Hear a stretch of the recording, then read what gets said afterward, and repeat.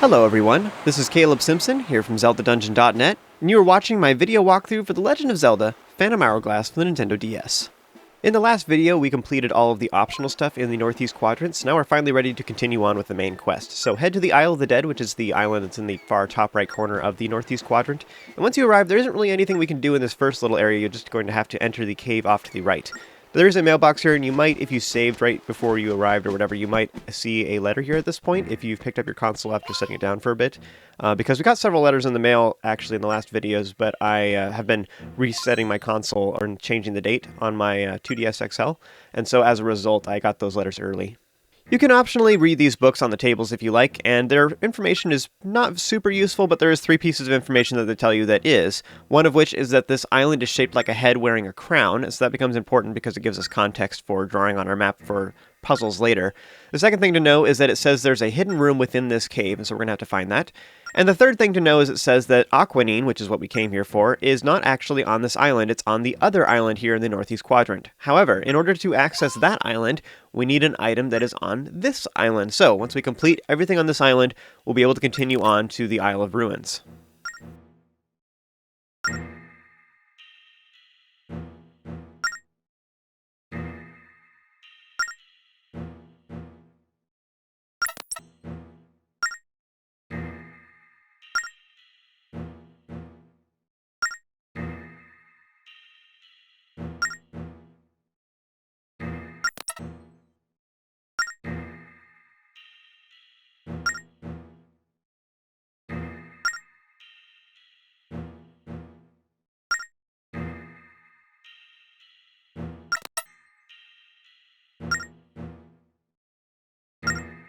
So one of the books earlier mentioned that there was a hidden room within this cave, so you want to use bombs on the wall off to the left, and this will create an entrance. Inside we have a room filled with rupees. Now rupees will subtract rupees instead when you touch them, so you want to be really careful and maneuver your way through this. And there's also a bunch of keys, and I highly recommend you use arrows for this. If you try and use your sword or like the boomerang or something like that, you'll actually pick up rupees, and that's bad. So maneuver through here, and I actually feel like it's really confusing to look at the rupees themselves because it almost feels like they're floating or whatever. It just feels like the depth perception is just weird. So actually what's easier is actually to look at your shadow and look at the tiles. Notice that the rupees are perfectly centered in the middle of the tiles. So as long as you are perfectly centered in the middle of your tiles, then you're totally fine. So again, the 3D aspect of it makes it look confusing. So if you look at your shadow and look at the tiles, you will know exactly where you need to stand. And so that is actually the trick to get through here. Now, if you're scared of these big rupees in particular because they subtract 50, you can actually, and if you accidentally touch some of the smaller ones, then just use that as a shortcut and walk through it, and that's fine. But otherwise, it might be easier to just purposely walk through some of them. If you struggle with this room, then just walk through some of them immediately, because you can do just 3 of them, 3 rupees, and walk through them, and you'll easily make the money back when you get to the end. There's a whole bunch of rupees there at the end that makes up for what you lost. Continue on to the end. There's a bunch of rupees here, which replenishes some you might have lost. You go ahead and open the chest. These contain some ship parts, which are actually pretty valuable. I think one of these even was worth 1,500, so, you know, even if you collected all the rupees in that room, the money you just gained from the treasure, or ship parts, is actually worth more, so don't even worry about it too much. The chests at the end contain a bunch of ship parts, but then they also have a treasure map, which we'll be getting here later in this video, as well as a courage gem. So with that, continue on to the far bottom right, and then this will allow you to get all the way to the end. Be careful here at the bottom. You want to kind of really push to the bottom, otherwise you'll land on that rupee right there. Outside the cave, you'll encounter a new enemy, or rather, just a variation of an enemy we've already fought, but these are Rupee Likes, and they're just like the Likes we fought before, except rather than eating shields, these ones will actually eat rupees. And you can tell how badly, how much rupees they actually take based on the type of rupee that they're holding in their little antenna, which is kind of weird. It's sort of like, you know, like holding a carrot on a stick for a horse. It's like they're holding a rupee above them when they're the ones that eat rupees. It's kind of weird. Anyways, the red ones obviously are the worst ones because they will eat a lot of rupees at once. And if you can defeat them fast enough, you'll actually earn the rupees back in case they suck you up. But you just want to attack them with ranged weapons. So the bow and arrow and the bombs are the best to do that with. But you can actually use the Spirit of Courage. This island is actually one of the few places where the Spirit of Courage really shines. So you can attack all the enemies here on this island using that, just with some side swipes or just stabs. Stabs usually work easier, although you want to be careful doing that with the Rupee Likes in particular, so you don't walk too close to them. Enter the temple in the top right corner, and there's a tablet here that has a clue about what you need to do next. Now, you can actually just maneuver through this temple and get the item that we came here for if you know the correct pattern. Now, there's several puzzles that are riddles that lead up to explaining how to navigate this temple. So if you look off to the sidebar, you'll see that if you go up, right, right, up, up, then that will actually take you to the end of this temple. So I'm not actually going to do that right now. Instead, I'm going to continue on with the main quest as if I don't know the solution to that puzzle. And the reason for that is so that I can get a power gem as well as just showing all the puzzles and how to do it. Continue on to the south side of the island, and what it said was that if you go 13 steps to the left and then 7 steps north, this will take you to a puzzle. So we're going to go ahead and do that. And it's somewhere around here. I actually feel like it's almost just a little bit off, but it's from the tree on the chin of the island. So do so. And then once you dig in that spot that it indicated, this will reveal a hidden cave. Here we have a super obvious cracked wall that we need to blow up with a bomb, and I think the jars on either side actually contain bombs as well. I didn't actually check them in this particular recording, but I'm pretty sure that's what they contain, which is another clue that that's what you need to do, even though it should be obvious to you at this point. I always feel like I have this false sense of security when I get to this point. Like, I just navigated through all these Rupees, and I just suspect that one of these rupees is actually a Rupee Like, and I'm really careful moving through here, but it's totally fine. This is all good stuff here. But anyways, if you're ever suspicious of that a Rupee might actually be a Rupee Like in disguise, you can just use your boomerang, because if the Rupee gets collected, then it's safe. But if it instead passes through the Rupee at a distance, then you know for sure that's actually a trap. So that's one way you can figure that out, actually. The chest here contains a power gem, and after that I swapped out the Spirit of Courage for the Spirit of Wisdom because, as we all know, it doesn't matter how courageous you are when you're flattened by a boulder. You can kill all these keys if you want to, although I think the best method is actually just to walk into them on purpose, to bonk into them with your shield, and it allows you to just sneak right past them. If you do want to kill them, you can go ahead and use either sword slashes. Otherwise, I think the boomerang is probably the best overall. What you do is you just use the boomerang and just use your item button and tap on the screen to quickly throw out the boomerang and kill them in an instant. Continue on up the stairs, and here we have a treasure chest off to the right that contains a treasure map, so go ahead and grab that. Down below there was a tablet that gave us a clue. It said, hey, if you stand next to the eye and shoot to the left, you will progress forward. So, you want to do so, there's actually a crystal orb here that will open a door off to the left where the graveyard is. I feel like the Combo Kingdom probably did a really bad job with their graveyard, considering there's skeletons everywhere on this island, you know? Anyways, Stalfos have actually been a staple in the Zelda series since the very beginning. In fact, actually, now that I think about it, I don't think there's a single Zelda game that doesn't have Stalfos. Which is ironic, because there's actually a lot of enemies where they're only in a couple, or they're in most of them, but not all of them. But yeah, Stalfos are in all of them. Now, in this particular game, how they work is they will actually dodge out of the way if you attack them, especially from too far away, like you tap on them from a distance to do a jump attack, and they'll actually jump away from you. To defeat them, you can just get close, basically, to hit them before they can jump away, or you can just use ranged weapons, such as the boomerang works pretty good, actually, but otherwise, bombs and the bow and arrow do the best, actually. So you can use that to defeat them if you want to, and otherwise you can kind of ignore a lot of them, but they will keep attacking you if you're trying to read these tablets. Now, how this works is the tablets will give you clues about a particular order up ahead. There's 5 different numbers. We need to figure out what the compass direction is for each one. So it just goes up, down, whatever.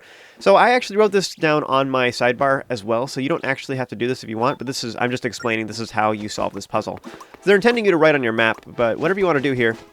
This entire thing is optional. Like I was saying, once you got through the first cave, if you already knew the solution of how to progress, you could have gone straight to the temple in the top right.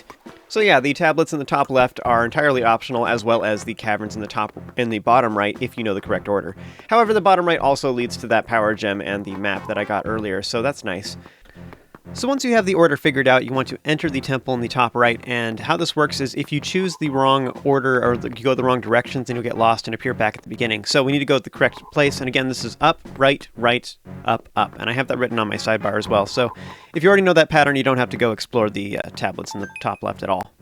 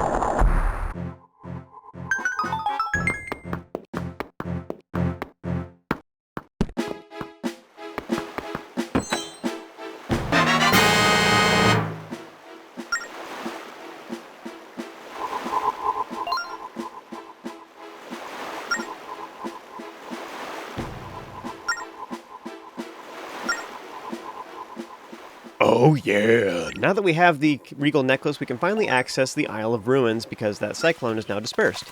And one of the interesting things about that is there's actually a Sunken Treasure there that we didn't have access to until now. So I'm going to go ahead and get that Sunken Treasure. Part of the reason for that is it's efficient. Like, we finally have access to the Isle of Ruins, so as long as we're heading there anyways, I'm going to go ahead and get the Sunken Treasure there, rather than doing the Isle of Ruins and then like going away and then coming back just to get that treasure. Doesn't make much sense. So I'm going to go ahead and get the remaining Sunken Treasure that are in this Northeast Quadrant. We had that treasure that we were waiting for, but also there was 2 treasure maps that we got on the Isle of the Dead that also lead to Sunken Treasure that are in the Northeast Quadrant as well. So we get all the Sunken Treasure, and something interesting that happened along the way is there is a big pirate ship there in the top right corner, right near the Isle of the Dead, and that guy often always drops Sunken Treasure when you defeat it. So I went ahead and I came back. I actually didn't realize it until after I left. It was underneath my drawn route, so I didn't see it at first, but I came back to go get that before I continued on to the Isle of Ruins.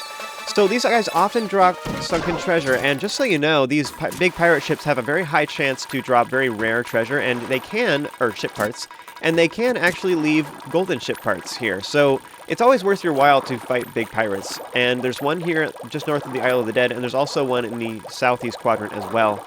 But just so you know, I'm not sure what causes them to respawn. I don't think they respawn every time, but I think it's actually more like every time you restart your console or something. But just so you know, if you are like wandering around, it might be worth your while to do that. If you're struggling with the shooting gallery in particular and you're wanting to get the golden ship parts, this might be a way that you can collect them. Unless you can convince a buddy to like get them for you, and then you can trade with them. This part never really made sense to me. Like, okay, so the Cobble Kingdom has the Regal Necklace that allows you to get past their barrier that they put up, which is a cyclone that apparently Cyclos can't do anything about. Like, that doesn't make any sense to me at all. So here we have the blessing of Cyclos, the god of cyclones, and we have the Cyclone Slate so that we can control cyclones, and yet we're stopped by a cyclone that is owned by people that don't have any power. Like, I don't know, you know what I mean? Like, it's just weird to me.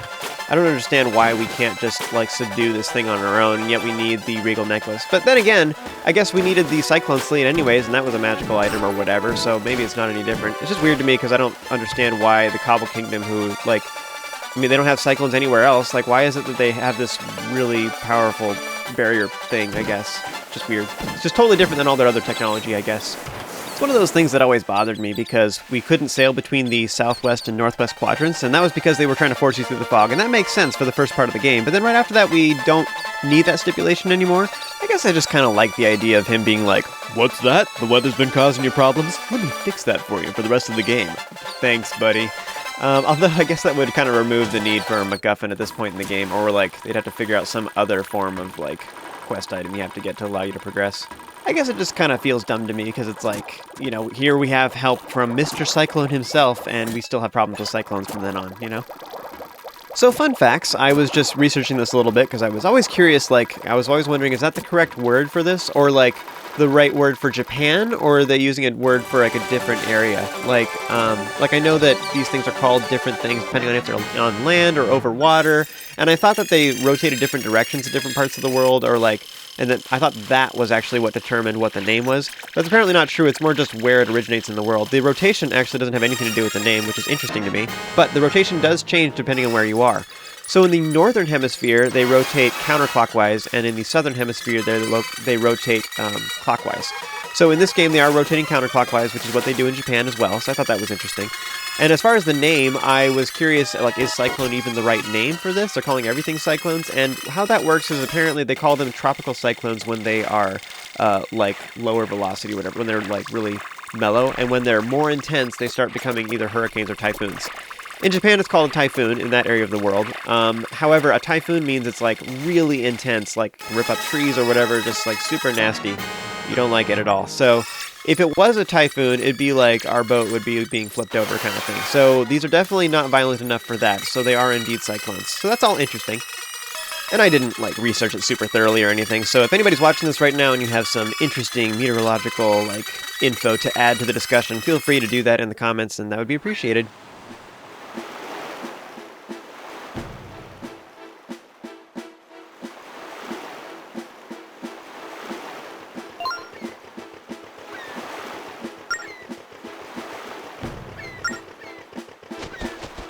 Alright, at long last, the Isle of Ruins. As you continue on north, there is a cave here where you will encounter a battle with a Zora Warrior. You want to go ahead and defeat that, and right up ahead there is a tablet which you can optionally look at if you want.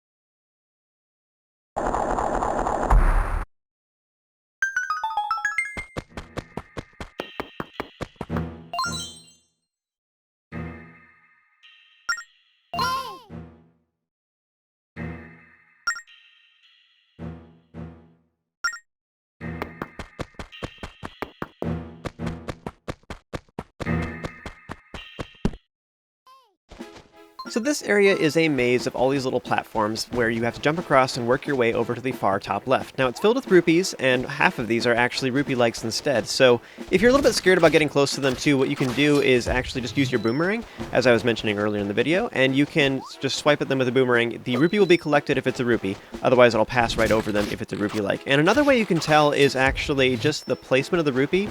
If the rupee looks like it's very much like on a set grid, where it's like very symmetrical looking, I guess, with nearby objects, then it's definitely a strategically placed rupee. Whatever, it's always on a grid.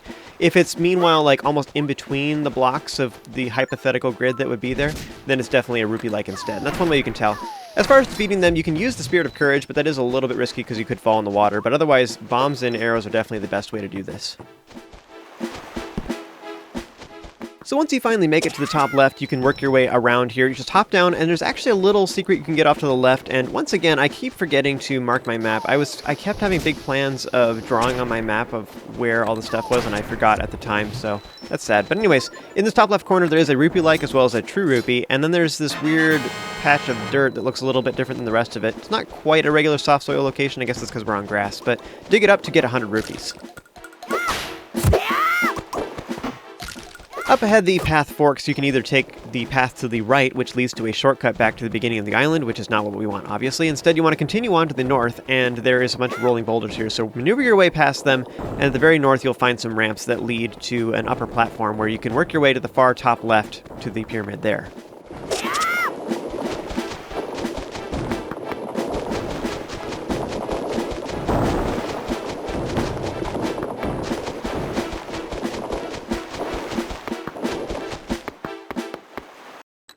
I find this next part kind of odd. Once you inspect this, like, ziggurat with a keyhole in it, then Ciela will just immediately say, "Oh, you need the King's Key," which is true. I just don't understand where she's getting this information from. Like, maybe there's writing on the ziggurat itself that she can read or something, but I'm assuming this is the developers just making it a little heavy-handed with the info dumping so that once you get the King's Key, you remember that Ciela talked about it, and so that way you'll know where to put it. Anyways, continue on to the north and speak with Bemure. I don't even know how you pronounce this guy's name, but he basically says something to the extent of, "Sorry, Link, our princess is in another castle," and tells you to go one pyramid over. So we're going to go do that outside in a moment.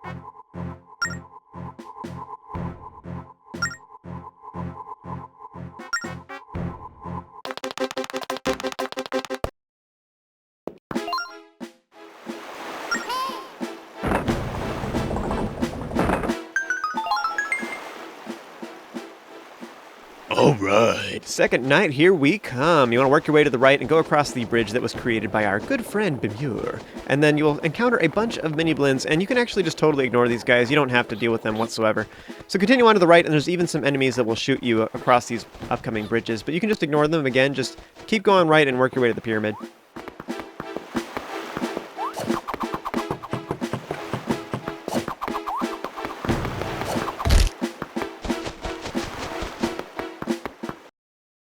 I I get the feeling that Doylin was a prankster. This whole temple is just filled with traps. Like, either that or he was a really bad dude and they wanted to make sure that nobody could mess with him or something. Or maybe he just really likes his beauty sleep. He's like, I don't want anybody interrupting my nap.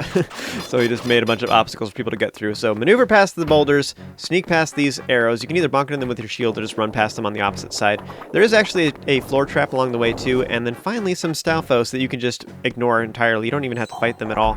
But just work your way up, and you can smack the jars here to get some health in case you got hurt along the way. And then go ahead and speak with Doylin.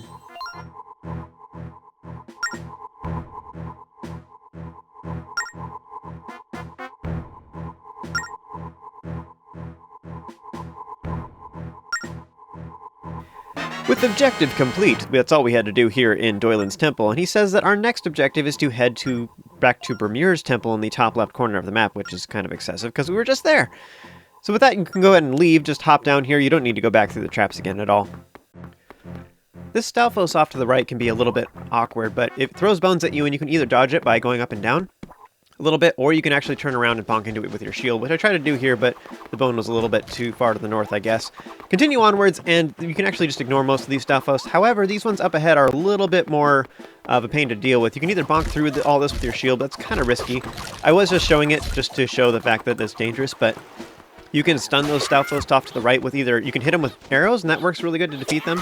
Otherwise, another option is just to hit them with the boomerang. Now, the boomerang doesn't necessarily kill them per se, but will make their little skull bounce around, and that way they're just taken care of for a little bit. You don't have to actually defeat them. But yeah, just keep following this northern path until you get to the far top left corner of the map. So inside the temple, just tap on the ziggurat here to use the King's Key, and this will cause it to lower into the floor, and this will lower the water level. And I'm not sure how you would do this the other way around, because now the key is, like, submerged in the floor. Like, how do you make it come back the other way? Just pull on it real hard. Anyways, this will lower the water level for the entire island. I'm not sure if this just means the water is draining, or we're raising the entire island up, or what. I don't understand what this even means. Maybe the whole thing is on buoys or something like that, and it's floating around on the ocean. Otherwise, maybe it just wasn't a big deal in the first place. Congratulations, you just lowered the water level by 2 inches. I also wonder how we can even access our boat very well. Okay, just hop down. It's like 3 stories tall, but you can do it.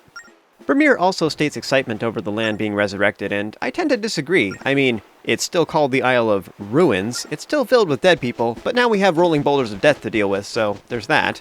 But I guess maybe he and I just have very differing opinions on this. We can just agree to disagree. Back across the bridge once more, the water level has been lowered, so we now have another tier that we can access. So down here we actually have a cave, and inside there is a chest containing a wisdom gem.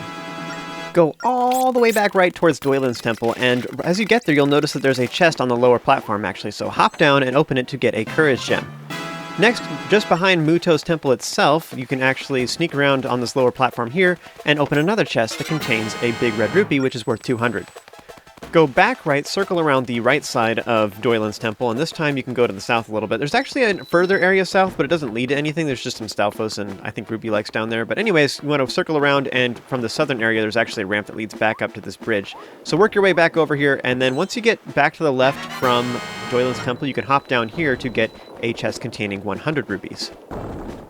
That's all the goodies around here for now. You want to continue on to the south, and you'll find a boulder here that we can't push because there's a rock in the way. So instead what you can do is they have this new mechanic where you can push one boulder into another. You want to go to the right, push this boulder out of the way, then climb up the ramps, and there's another boulder right on the edge. You can use this to push it off to the left, and this will cause it to break into the other one.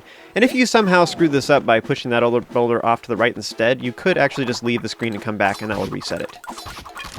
So on one of my previous playthroughs, I had smacked these Stalfos with the boomerang, and I had boomeranged the skull, which knocked it backwards into the water, which defeated it, and I was really surprised, and I didn't even know you could do that. So I was trying to duplicate it here, and I could not get it to work. I've tried since then, and I haven't been able to do it either, so I don't really know why. Anyways, off to the right, there is a boulder here. You want to push it a little bit north so it's on top of the tiled icons, or the tiles on the floor, and then push it into the boulder off to the right. This opens up a path that leads to a chest containing a wisdom gem.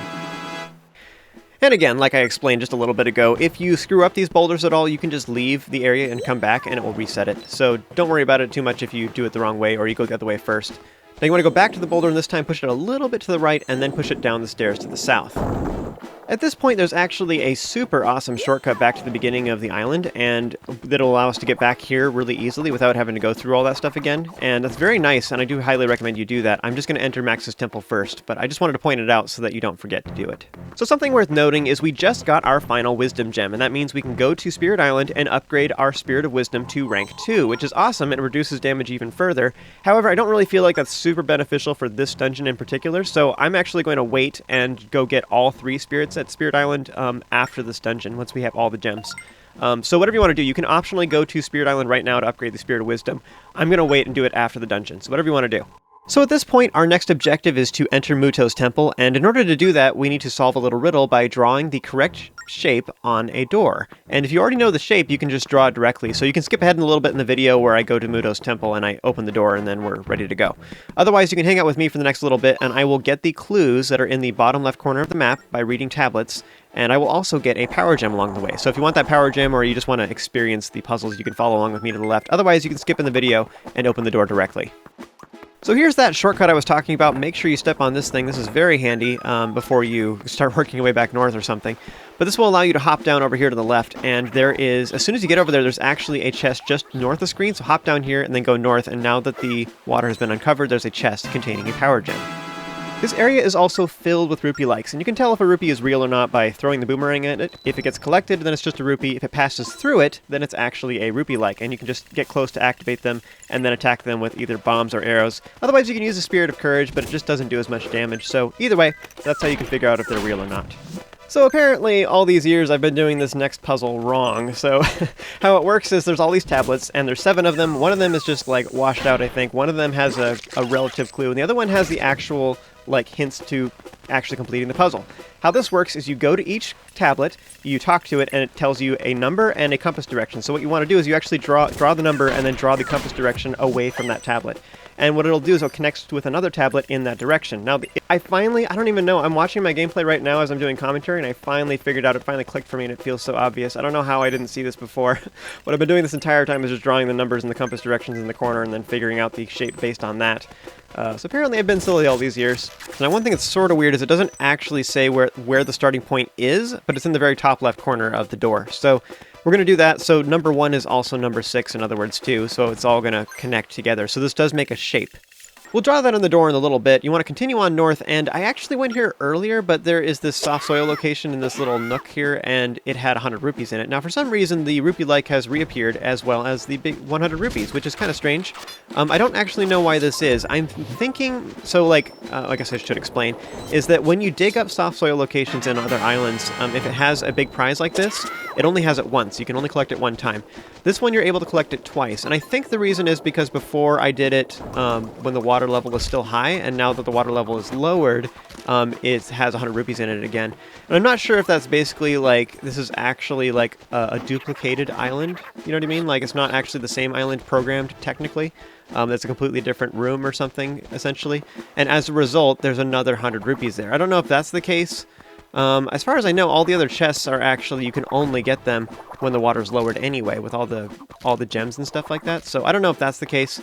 I'm just musing. This is just me theorizing. I don't know. But for whatever reason, you can get that 100 rupees twice. So for all doors in Phantom Hourglass, you always start drawing the shape from the top left. But this is kind of an unspoken rule in this game. They don't ever actually specifically come out and say this. Maybe a lot of people just assume you start in the top left anyways. But regardless, that's where the first location is that you start drawing. And from there, you just follow the instructions that we wrote down earlier. And that is the correct shape. So go ahead and continue onward. There's some Stalfos along the way, and after that, we just have some Zora Warriors to deal with. Now, these Zora Warriors do have to be defeated. These Stalfos you didn't have to worry about, but go ahead and defeat these guys, and that will allow you to progress to the temple. Speaking of progress, you can stay up to date on ours by subscribing to both Zelda Dungeon and myself, Caleb Simpson, to keep up to date on the cool stuff that we're working on. There's a little voice inside you saying, "I like Zelda," and you're trying to figure out, what do I do with this little voice? There's only one solution, really. More Zelda! I mean, if you be perfectly honest with yourself, you'll eventually come to that same conclusion. Honestly, I'm just trying to save you a little time. Subscribe now. So enter Muto's temple, and I'll see you guys in the next video.